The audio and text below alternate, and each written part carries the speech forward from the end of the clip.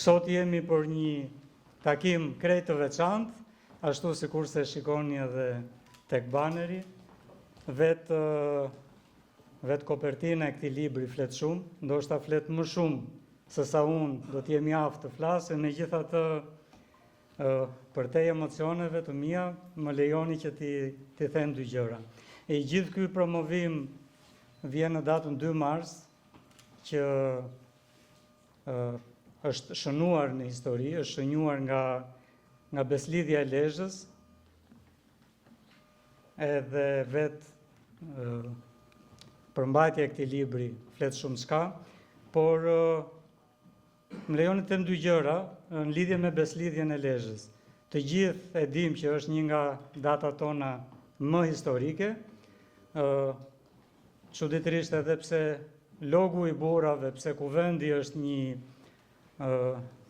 institucion tek shqiptarët që i humbet gjurmët në lashtësi, unë personalisht nuk e vendos dot se kur ka filluar, e megjithatë ne të gjithë mburemi vetëm me kuvendin e Lezhës dhe me beslidhjen e Lezhës, dhe a nuk është kjo për të menduar çfarë ka ndodhur aty.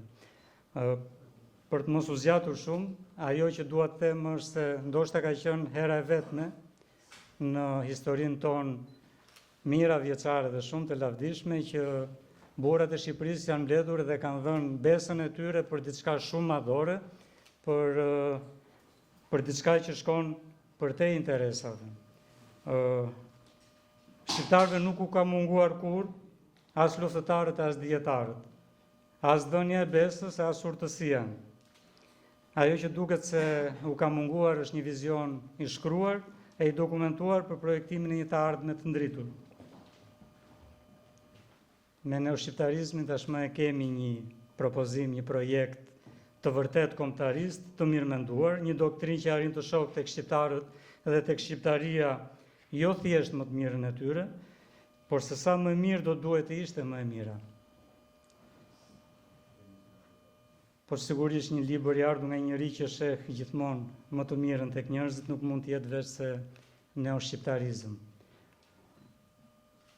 Unë nuk dua ta zgjas më shumë, sepse sigurisht nuk ndihem as në lartësinë e dur, por as në pozicionin e dur, prandaj ftoj profesor Gjergj Sinanin që të na thot mendimet e tij.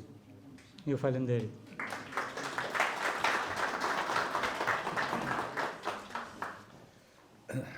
Mirëmbrëma të gjithëve. Urime Arjan për librin dhe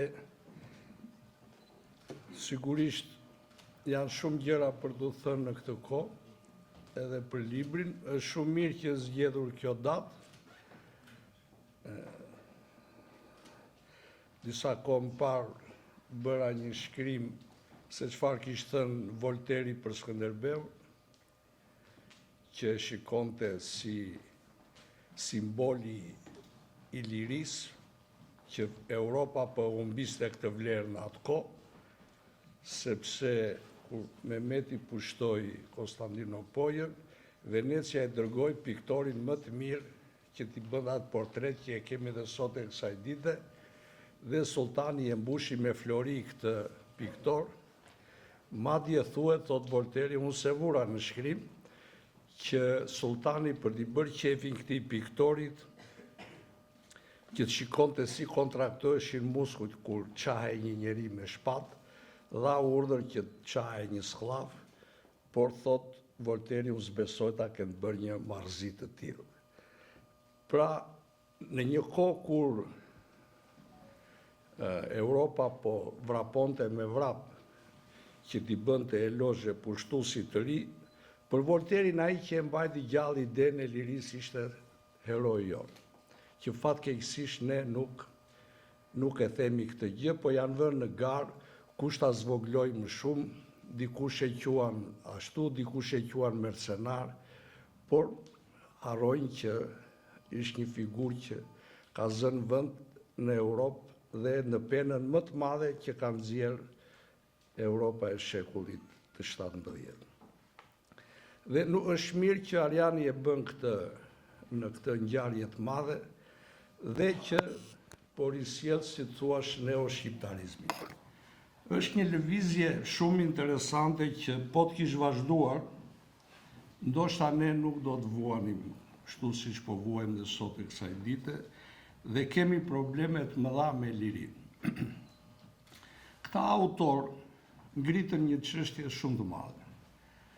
Dhe Ariani bën mirë që risjell këtë lëvizje sepse kemi nevojë për drejt një programi cilët jetë përbashkues. Ata ngritën një ide shumë të madhe. Ata ngritën idenë e një ripërtritje shpirtërore të shqiptarëve. Si thoshte Branko Berxhani, ka ardhur koha që të krijojmë një Shqipëri mendonjëse. Dhe kjo rastësisht që në 36-ën Vanjo Koça përktheu bisedë për metodën të Descartesit, që do të thotë është ky mendimtar i cili futi dyshimin në të menduarit. Është babai i epokës moderne europiane. Dhe këta autor në 36-ën e sollën këtë në veprën e tij më të madhe bisedë për metodën. Sepse ata donin që më parë të krijonin një Shqipëri mendonjëse, pastaj të krijonin një shoqëri politike. Ky proces që të krijohet njeriu mendonjës u frenua për rrethana që dihen, mos të zgjatemi, por ne shpresuam se mbas viteve 90 do të punohej, ose drejtuesit tanë do të kujtoheshin që duhet krijuar një Shqipëri mendonjëse. Dhe fakti që ne nuk kemi krijuar një shoqëri mendonjëse favorizon lloj-lloj sharlatanësh që din t'i thonë popullit atë që populli ka qef të dëgjojë dhe miqtë e tij të vërtet dështojnë. Kjo ka qenë tragjedia jonë. Dhe ne tashmë ka ardhur koha në këto zhvillime të vrullshme që duhet t'i kthehemi këtij mendimi, për të ndërtuar një program kombëtar. Dhe nuk është frikë dhe turp të thuash termin kombëtar, sepse vetëm në këtë mënyrë ne do të arrijmë që të jemi të respektueshëm. Servilizmi shoqërohet gjithmonë me përbuzje. Kështu që ky qëndrim servilonjës që mbahet tek ne në shoqërinë tonë, duke përbuzur vlerat tona, është një nga fatkeqësitë më të mëdha. Por këta autor patën edhe një guxim tjetër. Ata vunë në patë të metat tona. Thoshte Fishta, është një guxim i madh intelektual të vësh në patë të metat tona. Cilat janë të metat tona?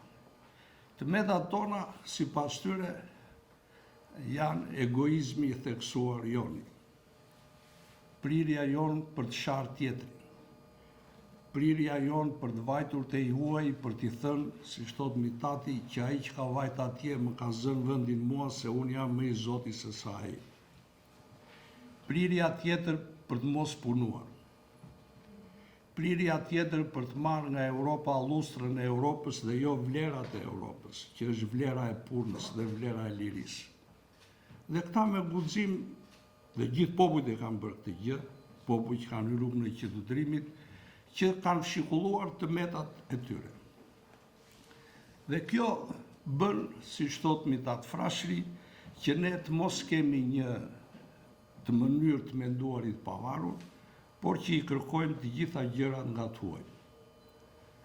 Dhe, thot Mitati, me qenë se për një kohë të gjatë, ne nuk jemi mësuar me jetë të pavarur, ka bërë që ne çdo gjë ta kërkojmë nga tuaj. Dhe, për fatin ton të zi, shkruan ai, e ka shkruar 24 këtë, ne shikojmë kafenet dhe selamllëket tona, plot pluhur, hi dhe balt, të mbushur me njerëz për tac, që i kalojnë të 24 orët e ditës duke pritur mos bie në javë nga kuzhina e Europës. Dhe kështu ata vetëm din të thonë, Europa, Europa, ajo që na bëri, ajo të na rregullori. Këto fjalë datojnë 1924. Besoj nuk kemi ndryshuar shumë nga kjo gjë. Dhe ai bie edhe një detaj, kishte ardhur një gazetar gjerman dhe Mitati e vurin kontakt me ata që ishin elita asaj kohe. Kur mbaroi takimi ai Gjermani i thot gazetari, dëgjoni tati, thot. Mos kujtoni se tuajt ju duan më shumë se sa e doni ju Shqipërinë. I solla këto sepse kjo lëvizje jo vetëm që donte të krijonte një Shqipëri mendojse, por donte të krijonte edhe një Shqipëri dinjitoze. Në qoftë se nuk kemi një Shqipëri mendojse, nuk ndërtojmë dot lirinë. Në qoftë se nuk organizojmë dot lirinë, nuk krijojmë dot shtetën e së drejtës. Vini re në diskutime, nuk e thon kur shteti i së drejtës, e thon shteti ligjor. Diskutimet politike. Duket si ndryshim semantik, por nuk është kështu. Shtet ligjor ishte komunizmi, madje tepër ligjor bile. Sa na e mblidh të keq. Po shteti i së drejtës ka një frazë të thjeshtë për ta thënë, por të vështirë për ta zbatuar, që të gjithë janë barabartë para ligjit. Dhe ne ende jemi akoma duke bëlbëzuar se si ta ndërtojmë këtë gjë. Dhe kjo është vlera e Europës. Ajo që duhet ndemi. Vlera e Europës, si që ka të ndisin këtu, nuk është një sirtar që është plot me euro edhe ne do vemi të marrim euro atje dhe do të shtrihemi livat, thoshte emitati, dhe do të shijojmë parat që do të vinë. Në qoftë se ne nuk i kthehemi këtij programi të mrekullueshëm dhe shumë mirë që lëvizja e re del me një program, vini re, asnjë forcë politike nuk ka program. Programet këtu në Shqipëri ka të ndisen do bëj rrugë, do ndërtoj ura, do bëj fshatra turistike. Ky është programi. Ky s'është program. Ky mund të jetë çfarëdo lloj gjë, po program nuk është. Dhe ka ardhur koha që ne duhet ta nxjerrim nga apatia mendore këtë shoqëri, ne duhet ta bëjmë Shqipërinë zonjë, si thoshin diku rilindas si tanë, ne duhet të bashkohemi drejt një ideje kombëtare dhe t'i lëmë mënjan egoizmat dhe prirjet për ta përdorur pushtetin vetëm për përfitim personal. Filozofia ka treguar që në qoftë se motivi nxitës i një shoqërie është shpirti i përfitimit, ata do ndeshen me problemet mëdha në të ardhmen. Vini re, tek ne është vetëm shpirti i përfitimit. Të gjithë kur takohen thonë ku punon filan vend, del gjë atje. Pra nuk thonë ore, ke ndonjë program ose ndonjë, del gjë, është mirë atje.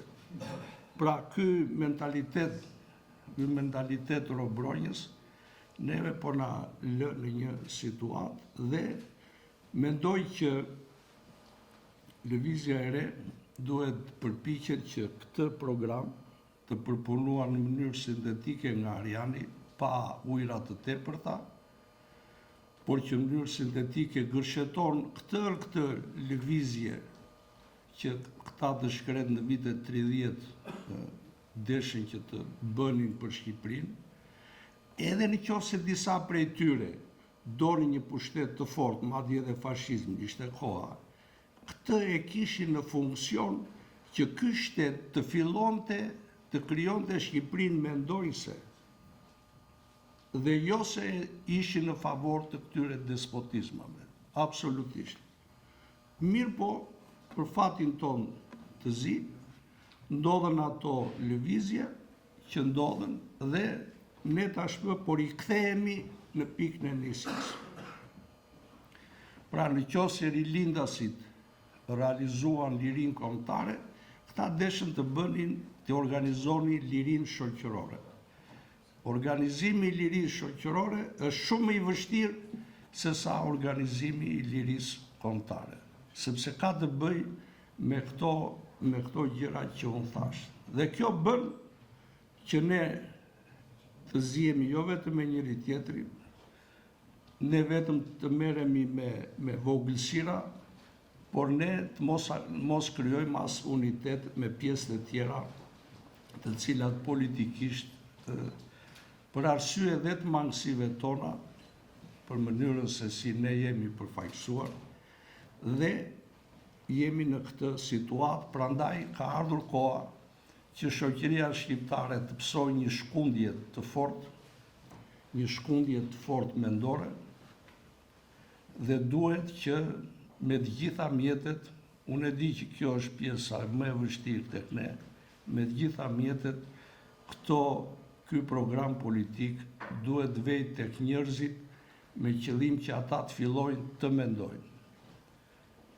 Nëse ne nuk fillojmë të mendojmë tani, se si të organizojmë dhe vetë organizojmë lirin, ne do të përballemi me sfida të mëdha në të ardhmen, që me ç'duket do të jetë, me sa duket do të jetë shumë e vështirë për tërë shqiptarët, jo vetëm për Shqipërinë këtu, por besoj do të jetë e vështirë. Dhe nëse ne do të vazhdojmë të merremi me këto vogëlsira, siç merrem edhe sot e kësaj dite, të merremi me fustane, me ora, me gjëra, ne nuk do të na marrë njeri në konsiderat dhe do të qëndrojmë, si thua, të fundit në rrugën e qytetërimit evropian. Prandaj urime Arjan dhe tashti ke një punë akoma më të madhe, sepse të ndryshosh mendjet e njerëzve është detyra më e vështirë. Prandaj dhe Gjergj Fishta i Shkret, kur u bë pavarësia, tha tashi që bëjmë Shqipërinë hajt me bashkë shqiptarët. Ne jemi ende në detyrën që të bëjmë shqiptarët. Shqipëria u bë atëre kur e bën ata, me sakrificat që ne i njohim, por detyra më e vështirë është të bësh shqiptarët. Pra është detyra për të ringritur shpirtërisht dhe intelektualisht shoqërinë, shpirtërisht dhe intelektualisht. Nëse ne nuk bëjmë një program për ringritjen shpirtërore dhe intelektuale të shoqërisë sonë, ne do të zbarritemi gjithmonë në anash qytetërimit dhe do të meritojmë vetëm përbuzjen e atyre që kanë fatet e njerëzimit në dorë. Kështu që mendoj se ky promovim duhet të shoqërohet me një punë të madhe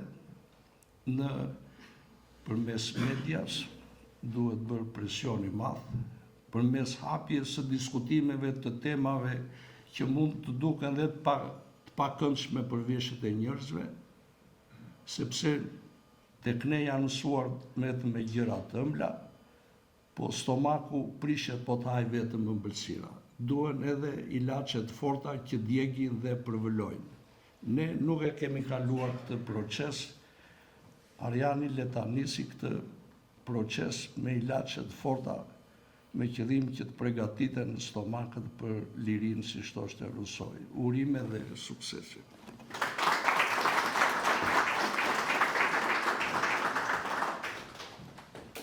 Faleminderit profesor Gjergji edhe për vitaminat. Tani mikrofoni është i lirë. E di që shumica dërmuese nuk e ka lexuar librin, megjithatë me ato që dëgjuat, besoj që shumë prej jush mund të ketë diçka për të ndarë, kështu që pa ndonjë protokoll, mikrofoni është i lirë.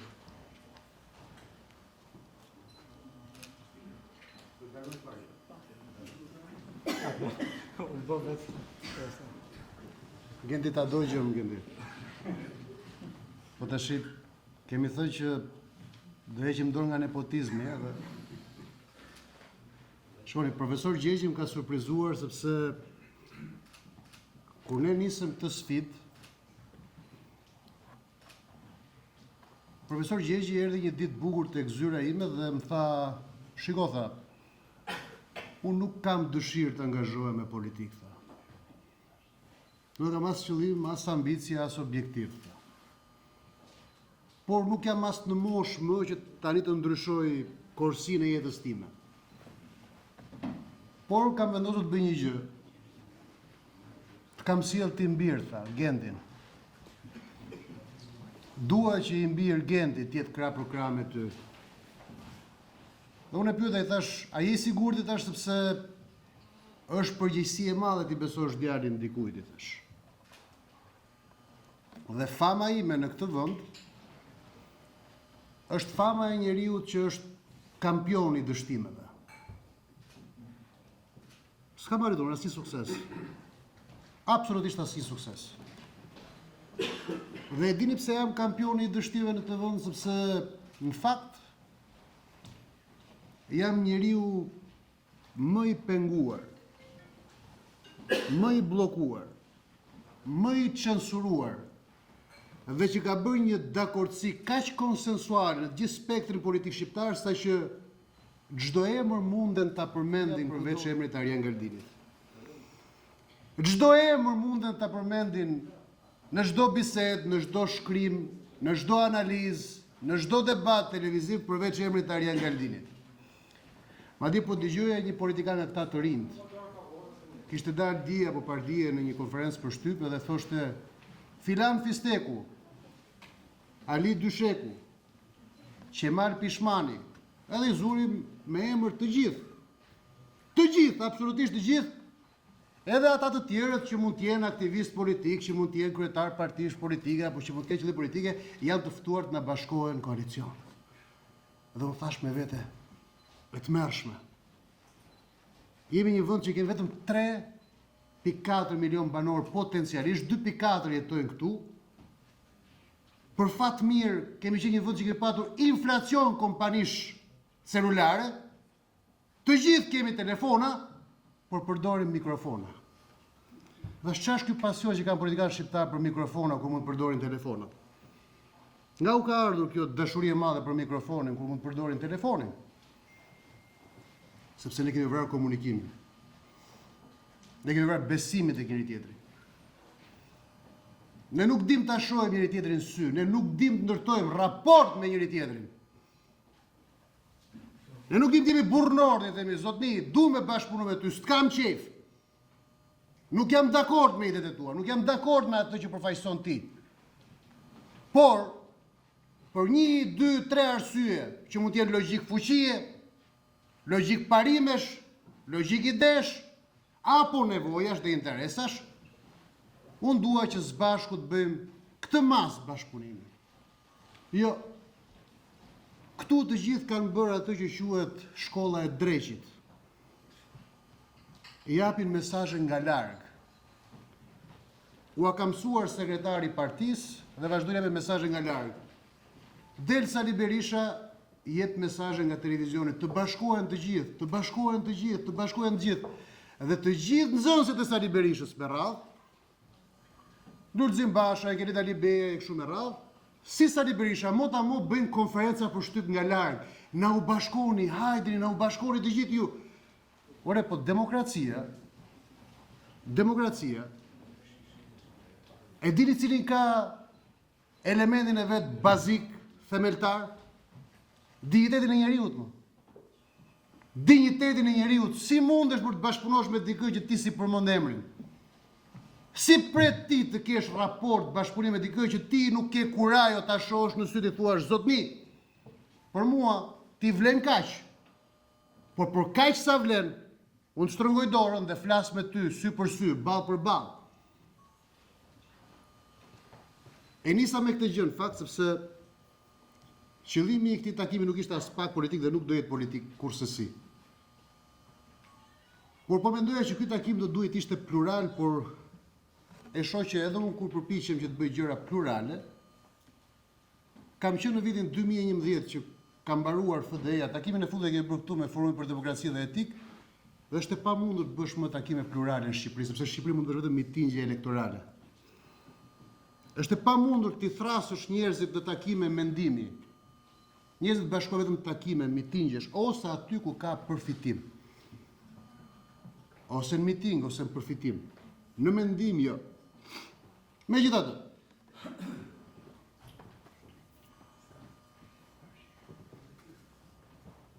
pse e kam shkruar këtë libër? Shikoni, unë mund të vazhdoj të mbetem kampioni I dështimeve në këtë vend. Unë mund mos ja dal mban politikisht në këtë vend, sepse unë e festova 50 vjetorin tim edhe dakordësia konsensuale e gjithë bashkë për mos me mlën që jo t'ja dalë mban, por për mos me mlën as me konkuru, as me u shfaq, as me u duk. Dakordësia e gjithëve ka bërë që unë nuk ekzistoj për shumicën e shqiptarëve.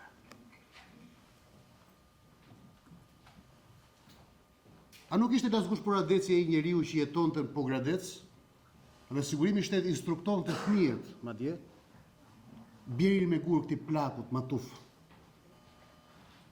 Jetonte me snesh lasgush Poradeci. Por e gjuanin me gur, e ndiqnin me gur. Ky dënim me harres është dënimi më i rëndë që bëjnë regjimet në vendin tonë. Por nuk kam në plan që të bëhem vorri i poezive të mia, si thot Migjeni, djepi i poezive të mia ose ndoshta vorri i tyne. Ndoshta ata mund të lënë emrin tim në harres, por jo idetë e mia. Prandaj unë do ta shkruaj këtë libër me shumë dashuri, sepse unë kam 35 vite që jam njeri aktiv në politikë. Dhe me thënë drejtën, ka shumë njerëz që më thonë, si e për këtë punë, nuk bën për këtë punë, nuk je për këtë punë. Në fakt, ajo që unë do ju them dhe do ja them shumë haptas është që në fakt kjo punë nuk bëhet si dita bëj unë, sepse këtu bëhet nga dreqi. Por për këtë punë unë jam i bidhur që jam më i miri. Jam i bidhur dhe i sigurt që jam më i miri dhe prandaj jam dhe më i penguari. Nëse kjo punë do bëj me konkurrencë, me debat, me vlerë, me liri, me përballje, unë jam shumë i sigurt që jam më i miri. Jam 1000% i sigurt dhe jam i gatshëm ta them e ta ripërsëris pafund. Ende nuk ka dalë dikush që të më mund në përballje. Që unë tiki i qetë me bishtën sharë në shtëpinë të them, ja pra ku dori dikush që është me Zoti. Ktu janë kujdesur të gjithë që ta mbulojnë me tisin e harresës atë që bëjun. Ta mbulojnë me tisin e asgjës, injorim, kush është ky? U bokë.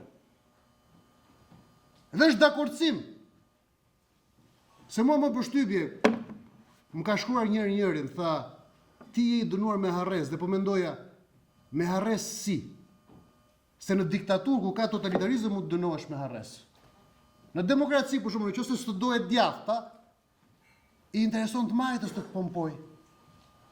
Nëse s'të dohet majta, i intereson të djathtës të pompoj. Përveç Kudretit dhe Robertit që kanë ardhur me lek. Nuk kanë ardhur nga mediat. Sa media shikoni këtu? Sa media shikoni këtu? Shikoni, është bërë gati parodike kjo histori.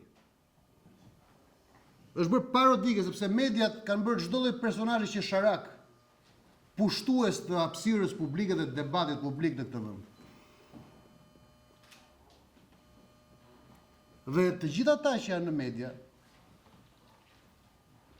ju e dini shumë mirë që më njohin shumë mirë mua.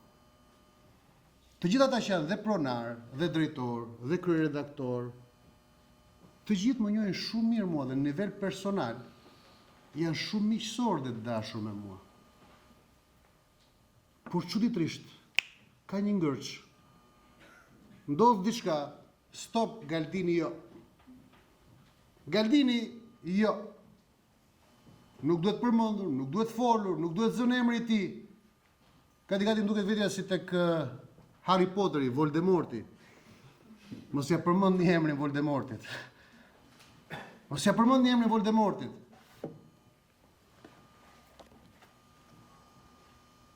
Por unë i kam mbledhur idetë e mia sepse unë kam lexuar shoqërinë shqiptare. Dhe unë nuk mendoj më që debati dhe sfida duhet të jetë më me elitat. Dhe e marr sfidën e profesor Gjegjit plot. Ky vend nuk ndryshon më duke u përballur me elitat. S'ka asnjë shans që ky vend të ndryshojë më duke u përballur me elitat sepse ato janë në simbiozë. Bashkëpunimit të çuditshëm sa ju nuk arrini dot as ta imagjinoni çfarë merimangizimi ka bashkëpunimi politikës shqiptare, i oligarkisë ekonomike, i grupeve kriminale, i shërbimeve sekrete, ju as se imagjinoni dot. Në çdo moment, kudo që të hysh, ti do gjesh fole grerzash. Fole grerzash të cilat në momentin që vinë si blet tek ty, duke të dhënë iluzione se ti e lulja ku ato po pushojnë për të marrë pak pjanë, të kanë ngulur thumbin dhe të kanë bërë të keqen.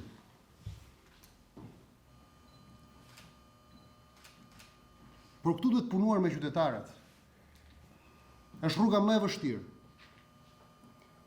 Është rruga më e vështirë dhe më e gjatë. Ndoshta e pamundur. Por këtu duhet punuar me qytetarët dhe unë nuk di rrugë tjetër për të punuar me qytetarët përveç se nëpërmjet ideve.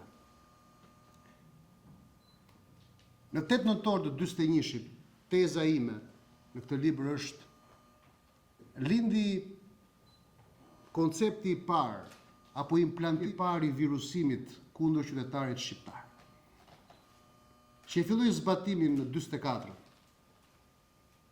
Njeriu i ri ishte një ndërhyrje kaq e thellë antropologjike tek qenia e shqiptarit, po kaq e thellë antropologjike, sa që e bëri shqiptarin të humbasi familjen, të humbasi traditën, në emër të emancipimit u bën mohues të asaj që ishin dje, në emër të partisë nën u cënua koncepti i familjes sepse prindi ishte partia, babai ishte lideri,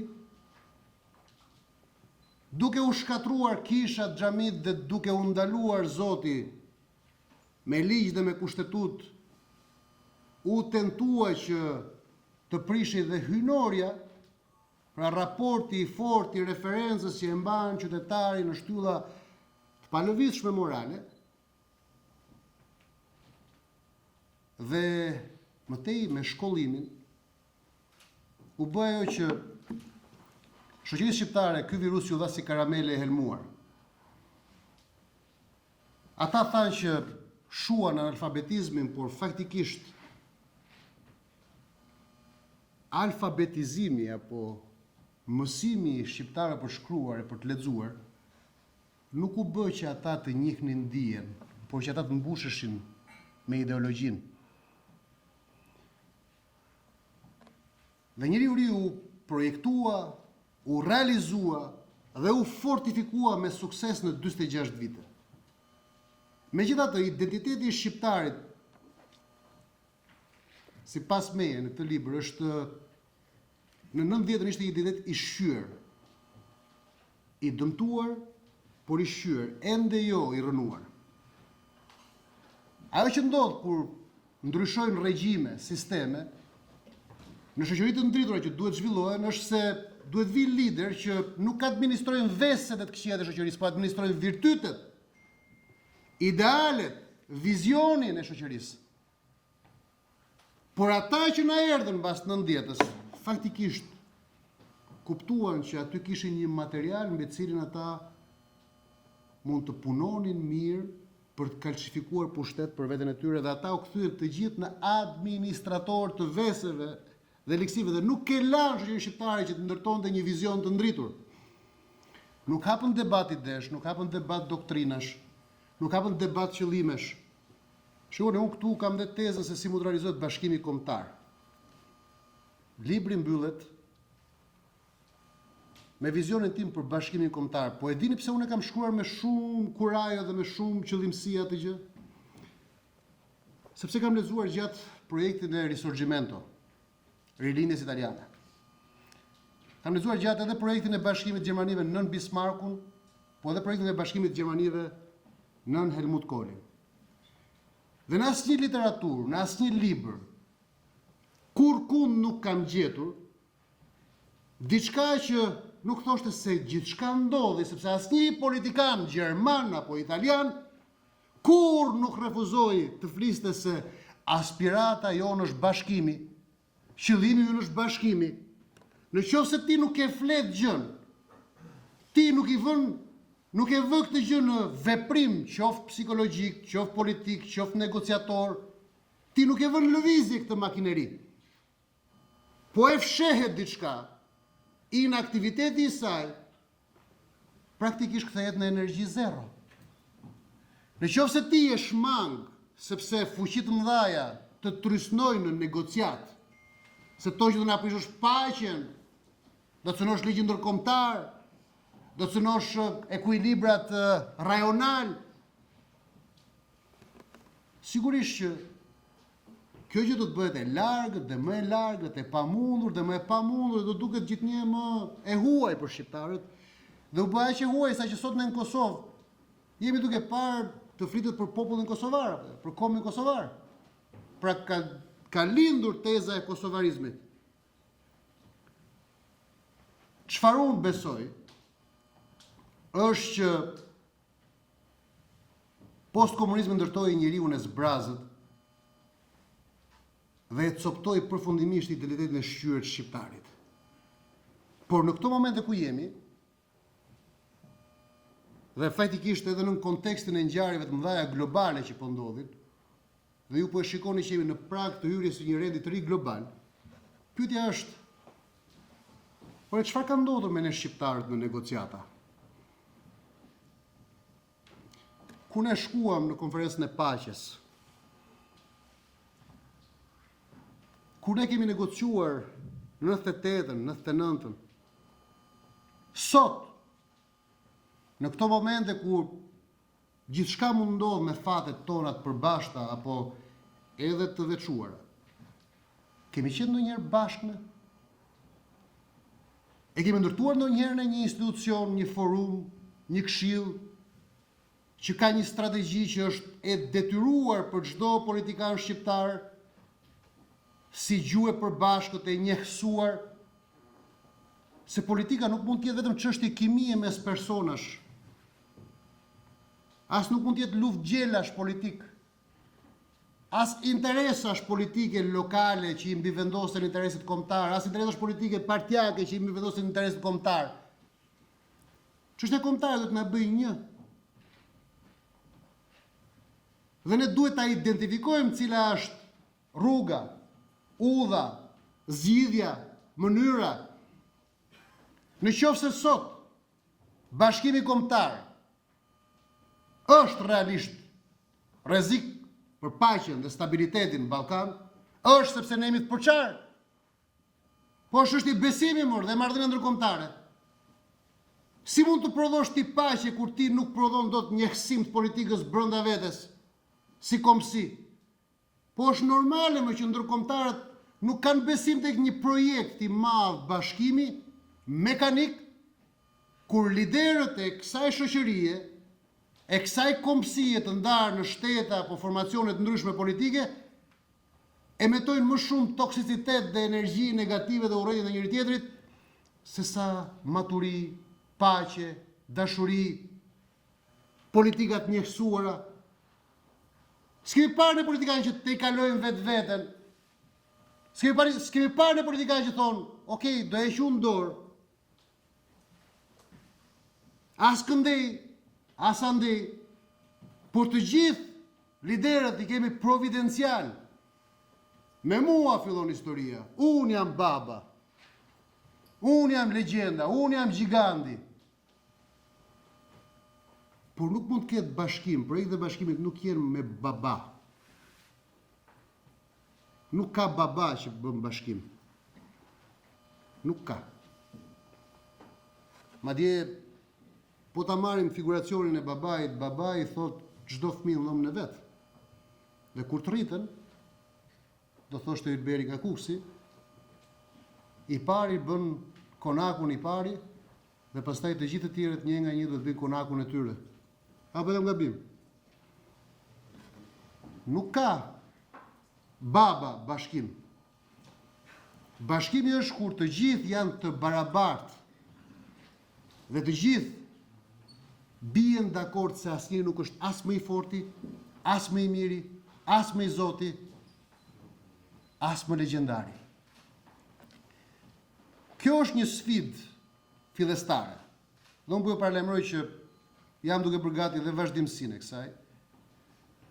Unë këtu kam bërë një përpjekje që nuk mbaron këtu, ftoj këdo që ta pasuroj. Unë kam veçuar 22 njerëz, 22 autor, kuptohet qendra e këtij libri është Gjergj Kastrioti Skënderbeu, është babai i shqiptarizmës. Duhet ta them dhe këtë batut se s'mërrihet pa e thënë këtë batut që mua më vjen keq për ne shqiptarët që ne jemi letargji, por dhe Ariu e ka 6 muaj letargji, ne kemi 600 vjet. Akoma s'po zgjohemi. Është çike çuditshme. Do duhet ishim zgjuar me kohë, s'do duhet qëndronin tek vetëm një njeri. Do duhet kishim shumë modele, shumë heronj. Do duhet kishim shumë pika referimi. Kemi mbetur tek një laj thaj, s'kemi ç'bëjmë, edhe këtë po na e sulmojnë. Edhe këtë përpiqen ta zhbëjnë, ta godasin, ta baltosin. Por ne do e mbajmë sepse ky është shtylla e shqiptarizmit sot. Por 22 autor të mrekullueshëm kanë shkruar për ato që unë quaj cilësitë e identitetit shqiptarit. Shumë po bën një përpjekje fantastike Sazani për shembull për të parë tejën e histori. Unë nuk e marr përsipër atë se nuk është detyrë ime, se unë nuk jam historian. Por unë dua të shoh thellë në virtyt. Profesoresha Ferdita Onuzi e ka studiuar një jetë të tërë. Instituti profesoreshës ka nisur me Rok Zojsin, me Mark Tirtën, me profesoreshën, me njerëz të mrekullueshëm, me Nebi Bardoshin. Dhe ata kanë gjetur që tradita e shqiptarit, besa, familja, fjala e dhënë, besimi në Zot, respekti për mikun, kanë qenë ca parime, kanë qenë ca vlera që i jepnin identitetit shqiptar kaq shumë peshë dhe kaq shumë gravitet sa qëndronte i fortë mbi këmbët e tij. Sot është i zhveshur, është në erë qytetari shqiptar dhe fluturon, prandaj bëhet mitingash. Prandaj shkon miting pas mitingu sepse është i lehtë. Është i lehtë si pupla.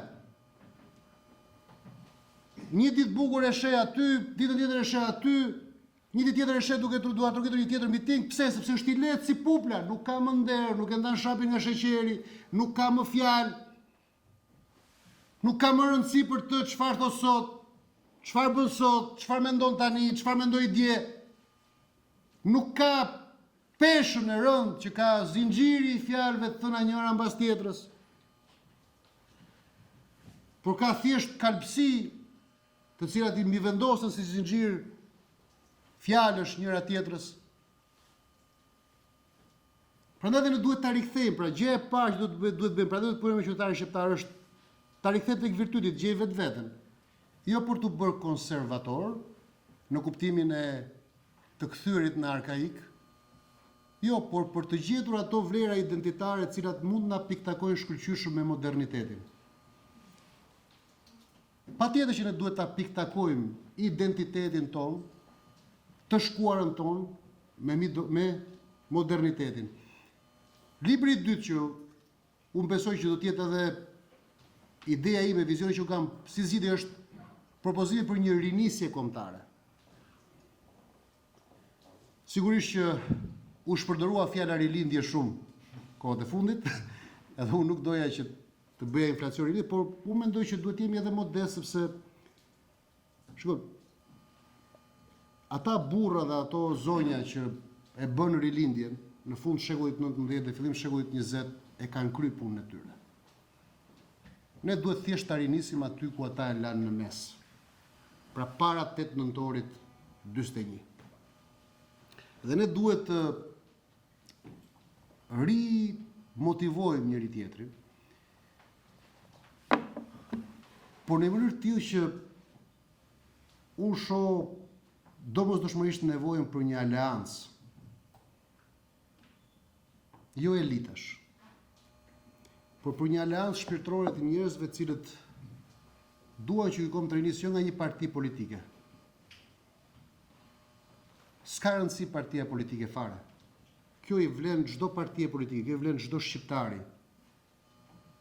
Tu duhet një aleancë e madhe, një beslidhje e madhe vlerore, ku ne të bijem dakord se duhet të njehsojmë mënyrën se si shohim njëri tjetrin si qenie njerëzore, duhet të njehsojmë mënyrën se si shohim të ardhmen e kësaj shoqërie e cila po thyet në çdo pjesë të saj, po thyet sepse ne çdo ditë dëgjojmë për shqiptarë dëshpëruar që nuk e din atë fillojnë punë administrata apo të arratisë një orë më parë. Familje që nuk e din atë marrin kredi për të blerë apartament apo të bëjnë divorc. Ne nuk e dim më të rinj të cilët duan të guxojnë për të hapur një biznes apo të bëhen antar partie. Imagjinoni pak çfarë kontrasti të madh ka sot qytetari shqiptar që është mes ekstremeve si zgjidhje dhe nuk ka asgjë në mes. Nuk ka asnjë ofertë, asnjë propozim, asnjë mundësi dhe nuk ka askënd që të thotë prit pak. Ndonjëherë do duhet mësojmë durimin. Ndonjëherë këtë procesin e ideve dhe udhëtimin nëpër ide do duhet ta shohim si një domosdoshmëri për të piktakuar vetveten, mos e kemi humbur vetveten. Ne jemi këtu në një shoqëri që dim shumë mirë punët e tjerëve, por shumë e vështirë të njohim vetveten. Një vetveten. Ne nuk njohim më vetveten. Ne kemi humbur shpirtin. Kemi humbur dhe mendjen sepse kaq shumë larg kemi shkuar. Sa tani besojmë gjithçka. Besojmë këdo. Mjafton ta ketë xhepin plot. Jo mendjen plot. Ka qenë një kohë kur unë mendoja që fajin e kishte shoqëria shqiptare sepse i lodhi këta burra dhe këto zonja të nderuara. Por jo, unë sot jam i bindur më shumë se kur që ky është një operacion që bëhet kundër shqiptarit. Nuk është një që ndodh vetvetiu nga elitat e brendshme. Kjo është një vepër industriale e inxhinierizimit njerëzor. Ka diçka që po ndodh dhe ne nuk e ndjejmë, që ka fije të forta, që janë destruktive. Pra nuk është thjesht virusi i komunizmit, por është dhe një virus që vepron në mënyrë aktive për ta çmontuar çdo përpjekje shqiptare për ndërtuar enzima bashkuese. Nuk dua të hym teori kështu konspirative, por e kam këtë dyshim sepse unë shoh që kur ka njerëz të cilët duan të bëjnë diçka të mirë, zëri i tyre çmobilizohet. Zëri i tyre heshtet. Është një djalë aty, Anton Lulgjuraj. Shikoni, kur ky djalë nisi betejën e tij në Mal të Zi për simbolet kombëtare. A e dini ju që të parët që u turrën kundër tij ishin shqiptarët e Malit të Zi. Sepse ky po fliste për simbolet kombëtare, ky po fliste për drejtat e shqiptarëve, ata kishin hallin e partive. Të gjitha partitë u turrën kundër Anton Lulgjurajt. E shpallën armik, tradhtar, të poshtër. Dhe unë habitesh e thoja, po ky është 19 vjeçar djalë. Tani është bërë burr. Por kur e shikoja atëherë që luftonte, përpiqej, them me vete si është e mundur kaq shumë helm. Por e dini sa raste të tilla kam parë si Antoni? A e dini sa njerëz të vlerë kam parë që janë përpjekur që të bashkojnë shqiptar edhe në çështje të vogla. Se në të mëdhaja e di që pastaj bëhet patate shumë e nxehtë. Por edhe kur përpiqesh të bashkosh shqiptarët në çështje të vogla, çuditërisht ka një vëmendje të veçantë. Më thot një miku im, një profesor që është miku im dhe afërditës, ai shkon një herë në festivalin e folklorik të Gjirokastrës. Imagjinoni pak sa interesante. Dhe tha, aty ishin vetëm ca njerëz kështu këngëtar dhe valltar folklori, tha. Dhe mua s'ma merrte mendja që kishte të tjerë njerëz në atë takim, tha. Dhe unë po flisja mbi traditën, mbi eposin, dhe po flisja për atë gjë që është shqiptare, thoshte, sepse janë simbolikat në eposin e Krishnikëve që flasin që ajo është shqiptare. Kur mbaroi tha tezën time, aty nga fundi i sallës në errësirë, më afrohet një person të më falë, thot, profesor, thot, po, jam ambasadori grek, të lutem, thot, a mundet mos ta publikosh studimin? Dhe ky tha unë ngela i habitur, u shastisa si është e mundur, tha, në festivalin e Gjirokastrës, në festivalin e folklorit, në një sallë të humbur që neve nuk i vëmë rëndësi fare, ishte dikush që dëgjonte. Ishte një vesh që punonte për interesin e vet kombëtar. Por e dini kush mungonte aty? Ministri i Kulturës së Shqipërisë. Si zakonisht. Apo jo? Pra, shikoni pak. Ne nuk punojmë për interesin tonë kombëtar. Ata punojnë edhe në sallat më të errta, më të humbura, kundër interesit tonë kombëtar, për interesin e tyre kombëtar. Atëherë, nuk na duhet që kjo beslidhje të jetë një ndërthurje dhe një përpjekje që ne ta përforcojmë idenë e njëri tjetrit, që ne t'i japim muskull njëri tjetrit, ta fuqizojmë, apo do t'i lëmë të gjithë njerëzit tanë të vetmuar? Se është e lehtë që ti drejtosh gishtin dikujt, një akademiku, një intelektual, një politikani, pse e bën këtë gjë kur e lë të vetmuar? Po do e shqyejnë. Në qoftë se ne nuk bëhemi bashk, në qoftë se ne nuk veprojmë bashk, në qoftë se ne nuk kthehemi në njerëz të cilët jemi qëllimisht pro njëri tjetrit, në krah njëri tjetrit, do na coptojnë gjithmonë. Se ujshrit nuk janë në Tiranë.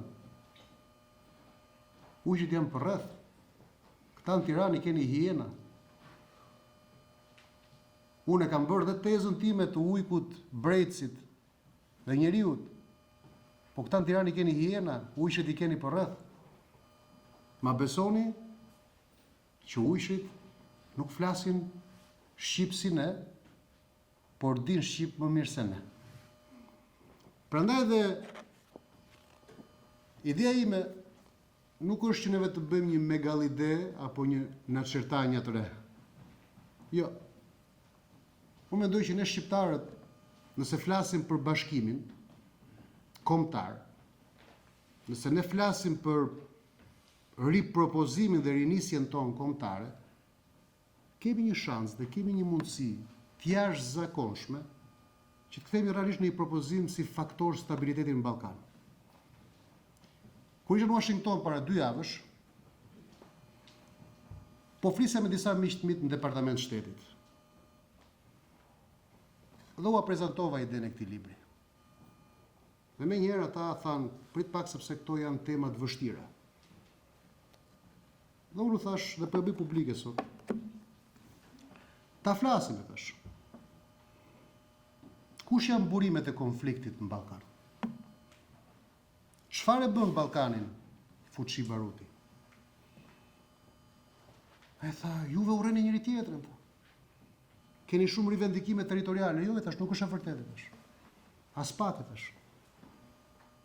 Problemi që ndron këtu i thash, sepse shqiptarët, i thash, janë kaq shumë të cënuar sa që ata nuk mund ta luajnë rolin e tyre si paqebërës në Ballkan, thash. Dhe nëse janë të veçuar, edhe në përpjekjen e tyre më të fortë, ata janë të dobët dhe nuk bëjnë dot rezultate, thash, për të sjellë paqe.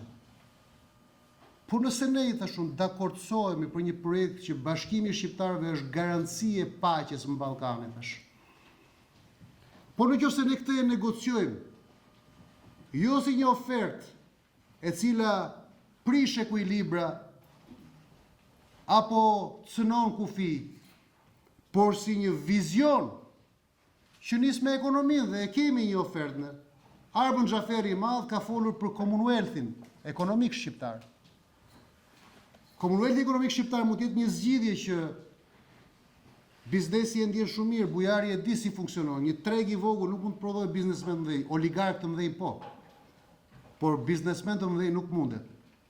Por në qoftë se neve ndërtojmë struktura, biznesi, të tilla që funksionojnë në një treg me të paktën 4-5 milion shqiptar, patjetër që oferta do të jetë fantastike. Patjetër që fuqia ekonomike do të jetë e jashtëzakonshme. Dhe kjo fuqi ekonomike do të ushqejë dhe fuqinë e ideve. Dhe fuqia e ideve do të ushqejë dhe fuqinë politike. Dhe fuqia politike do të na vendos të fortë në çdo negociat. E pa çfarë ndodhi para 2 ditësh. Çdo do të jesh i dobët. I mendoni liderët tanë veç e veç në atë pozicionin e parë mbrëmshëm? A i mendoni dot, i imagjinoni dot? Nuk i imagjinoni dot. Prandaj unë them, ama një lider i fortë që flet në emër të bashkësisë shqiptare, jo të bashkimit, po të bashkësisë shqiptare, patjetër që ka këllë që të flasë për gjithçka kudo. Para kujdo në çdo zyrë. Kokulësia vjen nga përçarja.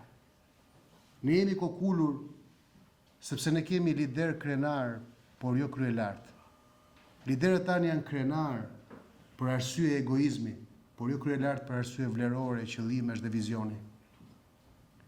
Dhe shqipja ka një gjuhë të bukur, ka një fjalë të bukur që më pëlqen që është kryelartësia. Në librat e shenjtë, krenaria është fillimi i rënjes. Por ne themi kryelart, dhe dini ç'është është kryelartësia? Jo të shohësh nga lart poshtë dikë, por ti je kryelart që askush dhe asgjë nuk ta ul shikimin që ti ke gjithmonë për lart drejt një objektivi. Dhe ky libër është libër për ta sfiduar shqiptarin që të bëhet kryelart. Unë uroj shumë që të gjithë së bashku të dalin nga kjo sallë kryelart. Më kanë pyetur shumë njerëz pse neo-shqiptarizmi, por nuk jam unë krijuesi i termit. Është Branko Merxhani krijuesi i termit. Unë thjesht e kam risjell. Mendoj shqiptari i ri është patjetër oferta, pra ideja e shqiptarit të ri, pra shqiptarit që rigjen identitetin dhe e bashkon me modernitetin, pra nuk është se unë kam vendosur fjalën neo, fjalë greke tek termi shqiptarist, jo. Por megjithatë unë jam i sigurt që Sazani do të jep shpjegimin se neo vjen nga fjala ne shqiptarë, kështu që bëj shaka. Kështu që jam i bindur që nëse respektojmë idenë, pra idenë e një identitet fort shqiptar, me tradita, me vlera dhe me cilësitë më të mira, ne mund të shkojmë shumë larg së bashku. U zgjata sepse në fakt e kisha menduar kisha menduar ndryshe, kisha menduar që të bëjmë një radhë tjetër, por u ka përgatitur, kështu që u prish struktura e asaj që doja të thoja dhe më kapi emocioni, por Bamiri e ka fajin, nuk kam çfarë të bëj.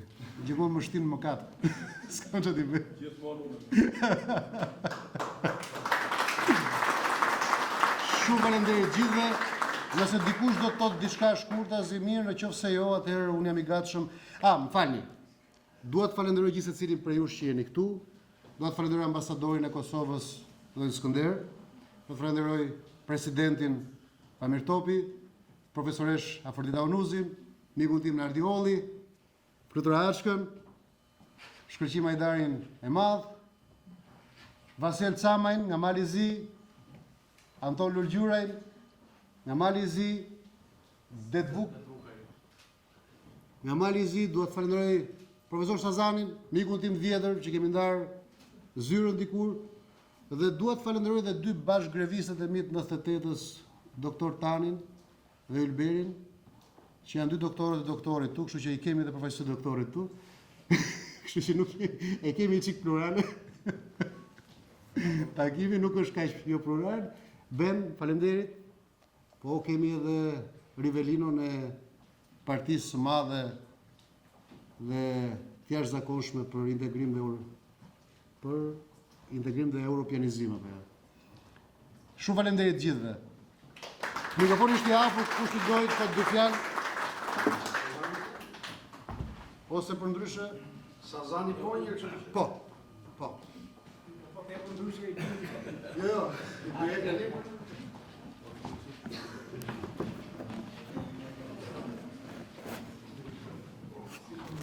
Unë në fakt nuk I kam qef podiumet e larta, pse duhet të jem barës dhe më pëlqen shumë e drejta kanonore, kur ati që tha profesor Gjergji, shteti I drejtës, që e bukur pra, e vërtet është, që I pari kur ullet, si pas drejtës kanonore, edhe I fundit, I bie të ullet pranë parit, pra I bie që gjithë janë barabartë.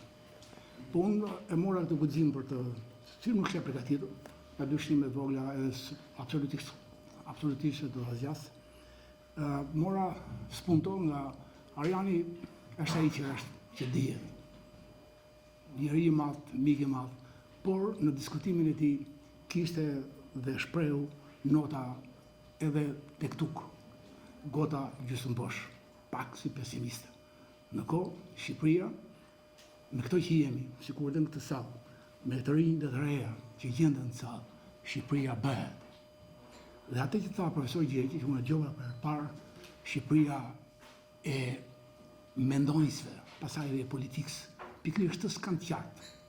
Gjithë bota tjetër, që është politika apo njerëzit që rendin mbas politikës. Shqipëria sigurisht një vend që prodhon, sikur dhe pak, po tregon që ekziston. Prodhon njerëz që të pamundurën e qeverisë e kthejnë në të mundur për qytetarët. Këta s'mungojnë. Janë 2, janë 100, apo bëhen 1000, kjo ka pak rëndësi për momentin. Qofse Arjani ankohesh, s'më vën, s'më trasi, s'më bëjnë e tjera, kjo tregon që je shumë herë më lart se tjerë. S'mund të kesh të dyja, që është edhe ti je I përqyeshëm, edhe të thirrësh, po edhe mos I përkasësh vizionin. Do zgjedhësh. Ti ke zgjedhur këtë rrugë, që ti I përket të ardhmes. Po që se përqehesh nga gjithë, thirrësh nga gjithë, je si gjithë, je I zakonshëm. Pra, kjo nuk do të kërkoj kur një mërzi brenda vetes. Dhe në kuptim, ajo që quhet, unë pak e ceka librin kështu diagonal, si bënte shpeshherë Viktor Goja, për shumë jashtë mëdhenj, që e kuptova, jo se e lexova, por kuptova që neofashizmi, po term dhe koncept I mëparshëm, me drejtë e sjell profesor Arjani, që për mua është një profeci. Të tjerët shpikin, gënjejnë shtetet tona, I tha Arjani, Megalideja, Meqetania, shpikin, gënjejnë, e thonë a qerë këtë mashtrim, e besojnë veti. Nësa ti, s'ke nevojë të shpiksh. Mjafton të thuash të vërtetat e Zotit, të vërtetat e natyrës që ky popull I ka me shumicë, të shohësh historinë e shqiptarëve, profesoresha dhe më korrigjoj, 1878 e mbrapa, këto 150 vjet kanë punuar në ullqinti, gjithë Europa kundër shqiptarëve, 1878, gjithë pamporët kundër ullqinatëve. Por, ju thatë, e përmendët pak, si jemi mbledhur, jo vëlla, prandaj dhe mora fjalë, jemi mbledhur 1444, 1878, 1912, që dim gjithë qanë, 1920, 1923 Mukje, 1924 Bujan. Bujan Nitropolës. Jemi mbledhur, s'po them, të mbledhur, I kam mbledhur 167 kuvende burra shqiptarë, nuk pizet, po mjafton këto gjëra kaq të mëdha, tregojnë që dim të mblidhemi, dim të themi, si më mbledhur këto 45, 90, 90 sot, ja u mblodhën, mbledhje quhet kjo ti. Pra ade, të formojmë një Shqipëri mendonjëse, Albanian of thought, e mendimit, e diturisë, që shtot 10.000 vjet përpara, Perëndia e urtësisë, urrejgjën ata, me që më ka smonë njërë për historinë, të më fali profesoresha, urrejgjën ata për të gjetur mendimi thot nga greqishtja, nga serbishtja, nga gjuhë botës, avardi vërtetoi, shqip, thot, mendim, urtësi, dituri, thot, edhe në anglisht është mendimi thot, është shqip, thot gjithë e universiteti avardi. Ade profesor, jepi, udhiqet, djalin e ke, të rinjt I ke, të rejat I ke, jepi, ka djallë, Anton, jepi, ka djallë, më kems, juaj, vi, të bëjmë mendim, rendë unë vetë dorëzova për tintë, nuk e bëra alisht verisht, ku jashtë shumë e rëndësishme kjo. E lash, më pesova, një grup, I këqyrë nga jashtë, devijuat I dhash, ju pije zeza I dhash. Unë këshillit të urte nga jashtë, më pëlqen, këtë pozicion.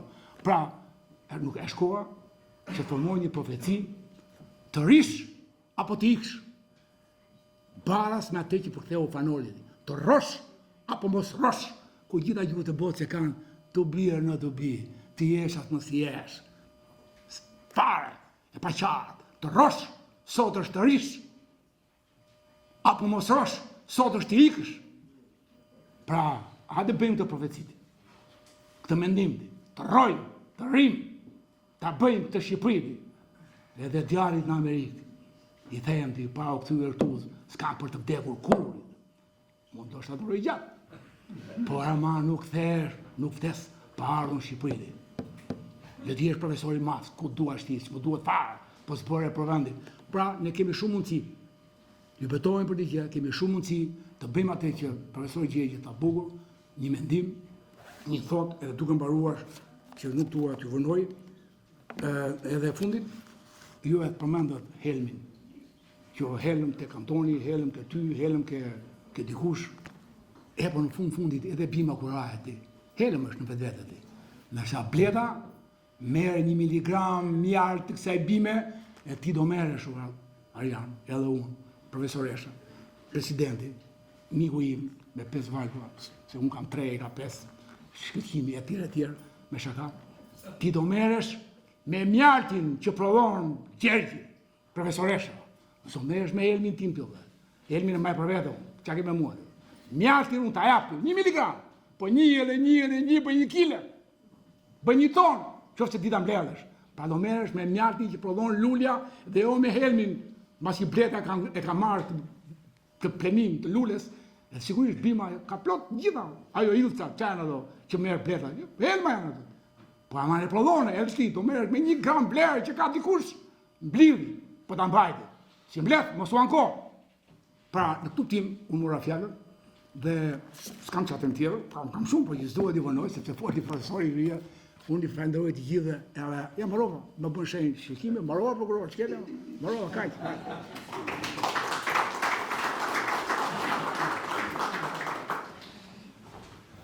Mirëmbrëma të gjithëve.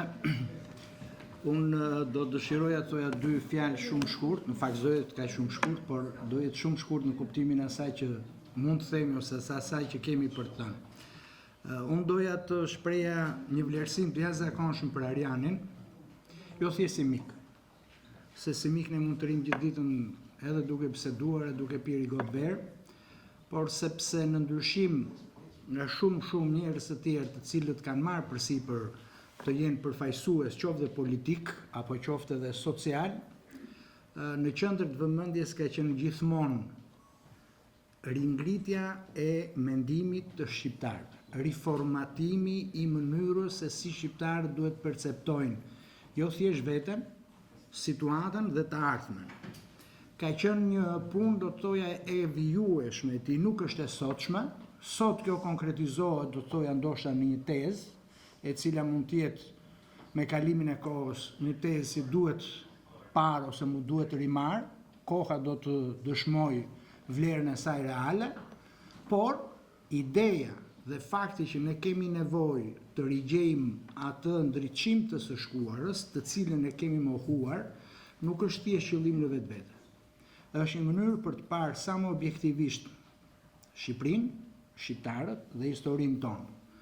Dhe në këtë kontekst do të thoja edhe një diçka tjetër.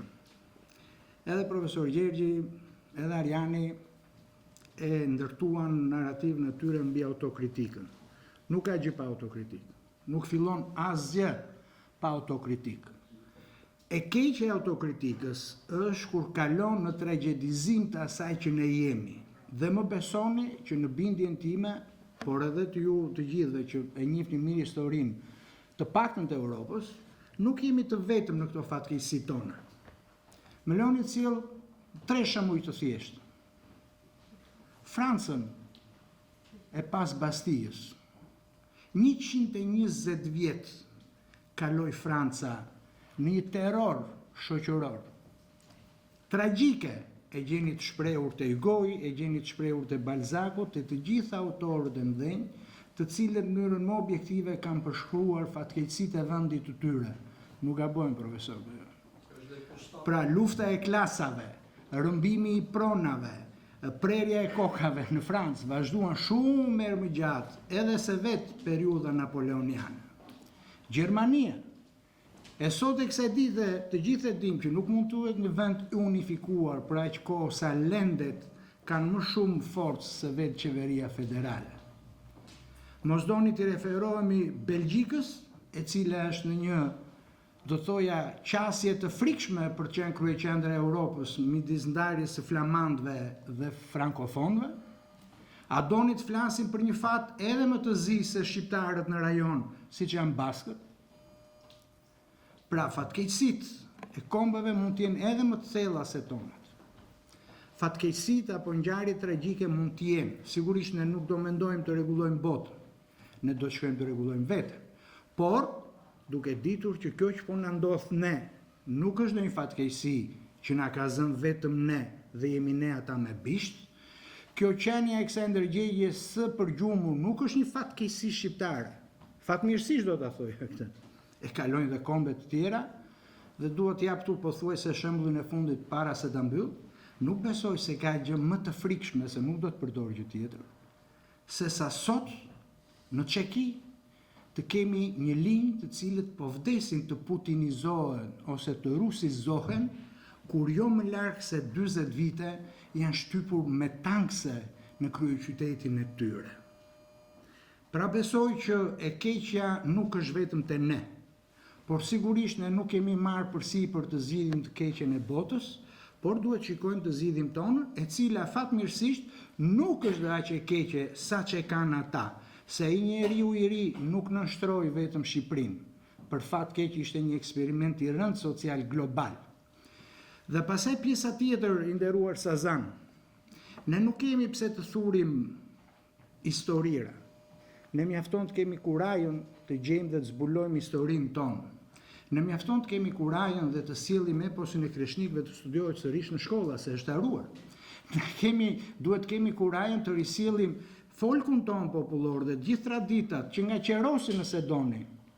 Ne kemi kurajin asaj që kemi folur vitën parë, profesore Shafërdita, që veprat e studiuesve shqiptar, marë shqiptarë, se nuk e kam thjesht për këtu në Shqipëri, duhet jenë përkthyera në shumë gjuhë të huaja, që njerëzit andej ta njohin realitetin.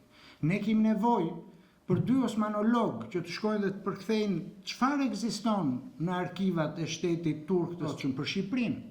Ne kemi nevojë për i bashkëpunim me Vatikanin, për zbuluar të vërtetat e Shqipërisë, edhe të gjuhës shqipe, i dashur Sazan, janë aty. Nuk mund të mos jenë.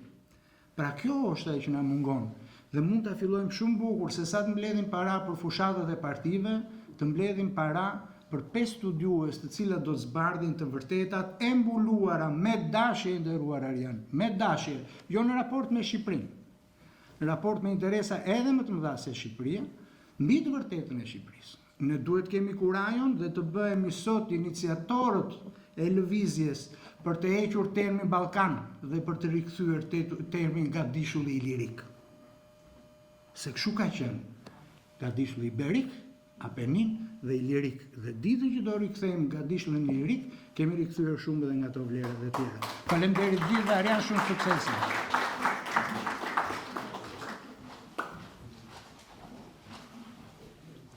Shef Çimi dha urdhër që ta mbyllim, po foli qeveria nga lloj populli i hesht. Jo në krahas foli Taravia. Mirë. Atëherë unë nuk e di si bëhet kjo punë, se është librimi i parë, por që besoj se rituali është që unë do të ulem aty dhe juve sipas dëshirës vini dhe unë ju jap librin apo jo. Kështu është.